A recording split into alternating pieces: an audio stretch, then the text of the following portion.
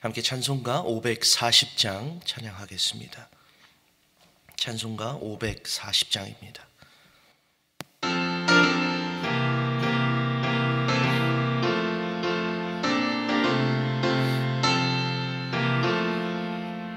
주의 음성을 내가 들으니 사랑한단 말일세.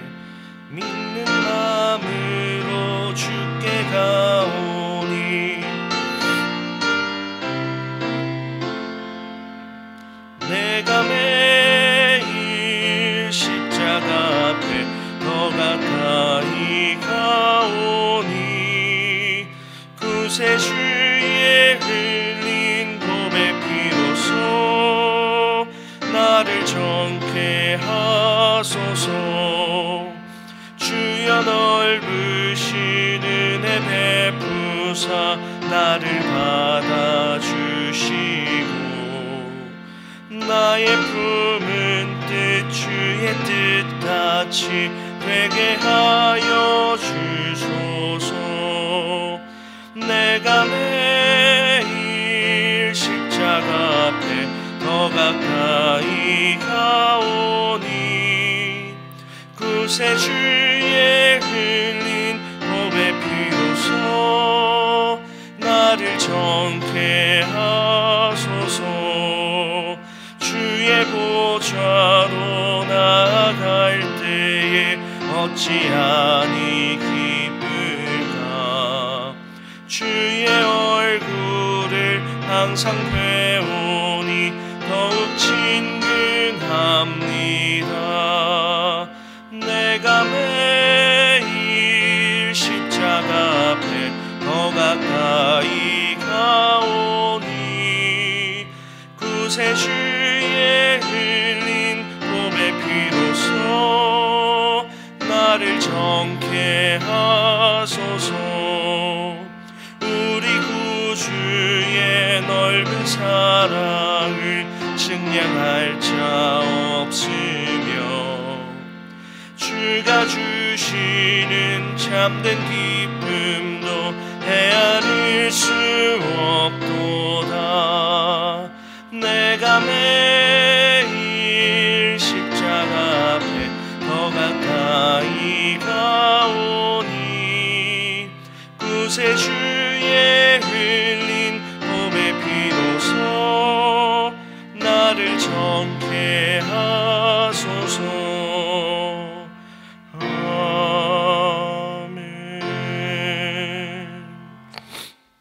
아멘. 함께 나누실 하나님의 말씀은 열왕기상 11장 1절로 8절까지의 말씀입니다. 열왕기상 11장 1절에서 8절까지의 말씀입니다.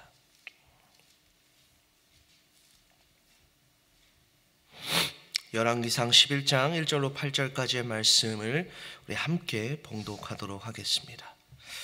솔로몬 왕이 바로의 딸 외에 이방의 많은 여인을 사랑하였으니 곧 모압과 암몬과 에돔과 시돈과 헷 여인이라. 여호와께서 일찍이 이 여러 백성에 대하여 이스라엘 자손에게 말씀하시기를 너희는 그들과 서로 통혼하지 말며 그들도 너희와 서로 통혼하게 하지 말라. 그들이 반드시 너희의 마음을 돌려 그들의 신들을 따르게 하리라 하셨으나 솔로몬이 그들을 사랑하였더라. 왕은 후궁이 700명이요 첩이 300명이라. 그의 여인들이 왕의 마음을 돌아서게 하였더라. 솔로몬의 나이가 많을 때에 그의 여인들이 그의 마음을 돌려 다른 신들을 따르게 하였으므로 왕의 마음이 그의 아버지 다윗의 마음과 같지 아니하여 그의 하나님 여호와 앞에 온전하지 못하였으니 이는 시돈 사람의 여신 아스다롯을 따르고 암몬 사람의 가증한 밀곰을 따름이라. 솔로몬이 여호와의 눈앞에서 악을 행하여 그의 아버지 다윗이 여호와를 온전히 따름같이 따르지 아니하고 모압의 가증한 그모스를 위하여 예루살렘 앞 산에 산당을 지었고 또 암몬 자손의 가증한 몰록을 위하여 그와 같이 하였으며 그가 또 그의 이방 여인들을 위하여 다 그와 같이 한지라. 그들이 자기의 신들에게 분향하며 제사하였더라. 아멘. 여러분은 솔로몬 하면 어떠한 이미지가 떠오르시나요? 아주 지혜 있는 왕, 그렇죠? 그리고 또 일천번제, 하나님 앞에 일천번제를 드림으로 정말 하나님 앞에 또 많은 축복을 받은 그러한 인물이 바로 솔로몬이었죠. 그래서 솔로몬의 모습을 볼 때 참 이 사람도 다윗처럼 하나님을 정말 사랑하는 사람이구나라는 그러한 이미지가 떠오르는 인물이 솔로몬일 것입니다. 그런데요, 오늘 본문의 이 솔로몬의 말년의 모습을 보면 정말 이게 솔로몬인가?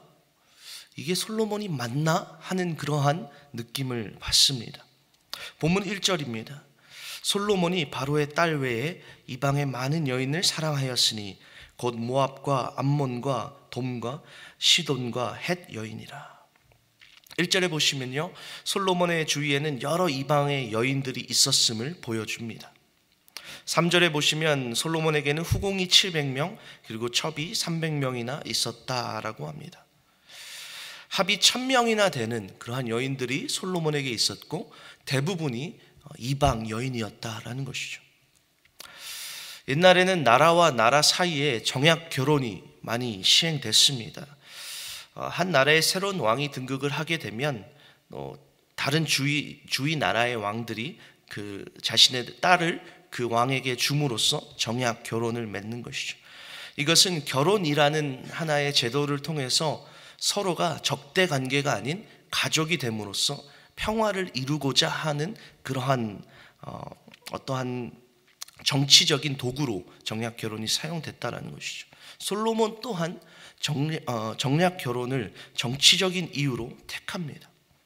열왕기상 3장 1절에 보시면요, 솔로몬이 애굽의 왕 바로와 더불어 혼인 관계를 맺어 그의 딸을 맞이하고 다윗 성에 데려다가 두고 자기의 왕궁과 여호와의 성전과 예루살렘 주위의 성의 공사가 끝나기를 기다리니라 라고 말하고 있습니다. 그런데 사실 하나님께서는요, 이스라엘에게 율법을 주실 때 이 이방 사람들과의 혼인을 금지하셨습니다. 신명기 7장 3절은 이렇게 말씀합니다. 또 그들과 혼인하지도 말지니 내 딸을 그들의 아들에게 주지 말 것이요 그들의 딸도 내 며느리로 삼지 말라라고 말씀합니다. 하지만 솔로몬은 정치적인 어떠한 목적으로 바로의 딸과 결혼을 하게 되고 또 오늘 본문에 보시듯이 모압과 암몬과 돔과 시돈과 헷 여인들과 결혼을 맺습니다.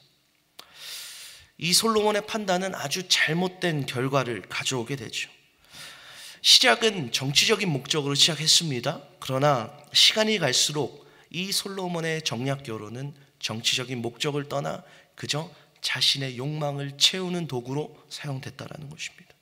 본문 1절에 이렇게 말씀합니다. 솔로몬 왕이 바로의 딸 외에 이방의 많은 여인을 사랑하였다라고 말씀합니다. 여기서 이 사랑하다라는 단어는요, 히브리어로 아하브라는 단어인데요, 이 단어는 어떠한 대상을 소유하거나 그 곁에 있고자 하는 강한 욕망을 나타낼 때 쓰는 단어라고 합니다.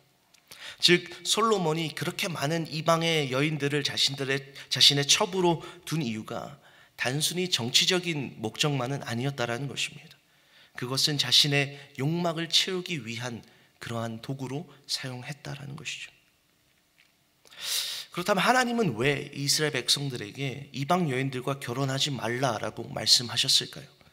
단순히 그들이 상종하지 말아야 될 사람들이어서일까요? 단순히 그들이 미워서일까요? 아닙니다. 신명기 7장 3절과 4절 말씀입니다. 또 그들과 혼인하지도 말지니 내 딸을 그들의 아들에게 주지 말 것이요 그들의 딸도 내 며느리로 삼지 말 것은 그가 내 아들을 유혹하여 그가 여호와를 떠나고 다른 신들을 섬기게 함으로 여호와께서 너희에게 진노하사 갑자기 너희를 멸하실 것입니다. 이방 사람들과 혼인함으로 그들이 가지고 있던 그 우상들, 죄악된 습관들이 이스라엘 자손에게 물들여질까 봐, 그래서 하나님은 그들과 결혼하지 말라라고 말씀하셨던 것입니다. 그런데요, 제가 방금 봉독해 드렸던 이 신명기 7장 3절과 4절의 말씀이 오늘 본문 솔로몬의 말년의 모습과 아주 일치한다라는 것입니다. 오늘 본문 4절과 5절 말씀입니다. 솔로몬이 나이가 많을 때에 그의 여인들이 그의 마음을 돌려 다른 신들을 따르게 하였으므로 왕의 마음이 그의 아버지 다윗의 마음과 같지 아니하여 그의 하나님 여호와 앞에 온전하지 못하였으니 이는 시론 사람의 여신 아스다롯을 따르고 암몬 사람의 가증한 밀곰을 따름이라. 또한 본문 7절과 8절입니다. 모압의 가증한 그모스를 위하여 예루살렘 앞산에 산당을 지었고 또 암몬 자손의 가증한 몰록을 위하여 그와 같이 하였으며 그가 또 그의 이방 여인들을 위하여 다 그와 같이 한지라. 그들이 자기의 신들에게 분향하며 제사하였더라. 솔로몬이요, 하나님을 위해서 뭔가를 하는 것도 모자란데 지금 이방 신들을 위해 우상을 짓고 산당을 짓고 또 그 자신이 결혼을 했던 그 수많은 이방 여인들이 자신들의 신들에게 분향하고 제사하도록 그렇게 놔뒀다라는 것입니다. 젊은 시절의 솔로몬의 모습은 참으로 하나님 앞에 신실한 그러한 모습이었습니다. 일천번제를 드릴 만큼 하나님께서 축복하실 때 나에게 지혜를 달라, 하나님의 백성들을 잘 이끌 수 있도록 나에게 지혜를 달라라고 그렇게 고백했던 이 신실했던 솔로몬의 모습, 그러나 그의 말년의 모습은, 그 신실했던 모습은 다 사라지고 그저 죄에 찌들어 있는 자신의 욕망을 채우기에 급급한 그러한 솔로몬의 모습만 남아 있었다는 것이죠. 그렇다면 솔로몬은 어떻게 해서 처음 자신이 가지고 있었던 그 하나님에 대한 신앙, 그 믿음을 지키지 못했던 것일까요? 오늘 본문 6절에 보시면 이렇게 말씀합니다. 그 붙인 다윗이 여호와를 온전히 쫓음같이 쫓지 아니하고 라고 말씀합니다. 솔로몬이 죄악된 길로 빠지고 그의 신실한 그 믿음을 잃어버렸던 이유는 바로 자기의 부친인 다윗의 모범을 따르지 않은 데서 비롯되었음을 말씀해주고 있습니다. 만일 솔로몬이 자기 아버지 다윗이 걸어갔던 그 길을 온전히 주목하고 자신도 그 길로 걸어갔다라고 한다면 아마도 그는 이스라엘 역사에 더 훌륭한 왕으로 기록되었을 것입니다.